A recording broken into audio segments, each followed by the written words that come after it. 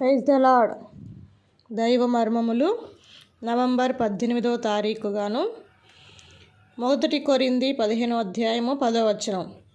నేనేమై ఉన్నానో అది దేవుని కృప వలననే అయ్యున్నాను.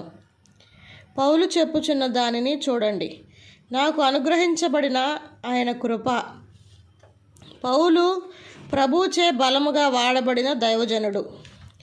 అతని వంశము, జ్ఞానము, విద్యలను బట్టి చూడగా ఉన్నతమైన యోగ్యతలు కలిగిన వాడు. అటు తర్వాతనే అతడు అపోస్తలుడాయెను. అయినను ఏమనుచున్నాడు? నేనేమై ఉన్నానో అది దేవుని కృప వల్లనే అయ్యున్నాను. మనం తిరిగి జన్మించగా ప్రతి వారికి ఏదో ఈవిని దేవుడిచ్చుచున్నాడు. అయితే దానిని బట్టి మనం గర్వించకూడదు. విద్యావంతులు కూడా ఈ దినములలో నోరు తెరిచి యేసుక్రీస్తు గురించి ధైర్యముతో చెప్పరు.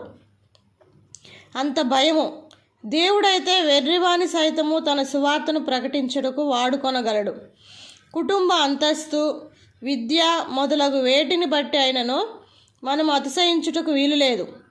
అనుదినము ఆయన కృప కొరకు వందనస్తులమై దీనులముగా సాత్వికముగా ఉన్నప్పుడే దేవుడు మనలను వాడుకొనగలడు. దేవుని రాజ్యములో ప్రవేశించుటకు ఎవరికైనాను ఉండవలసిన యోగ్యత దీనత్వమే, కానీ బైబిల్ జ్ఞానము, విద్య కావు. మత్తయి 5:5 చూసినప్పుడు సాత్వికులు ధన్యులు, వారు భూలోకమును స్వతంత్రించుకొందురు. ఈ స్వాస్థ్యము మన వంశము, మన ఆరోగ్యము, మన విద్యలపై ఆధారపడి ఉండలేదు. దేవుడి మాటలు దీవించి ఆశీర్వదించునుగాక. ఆమేన్.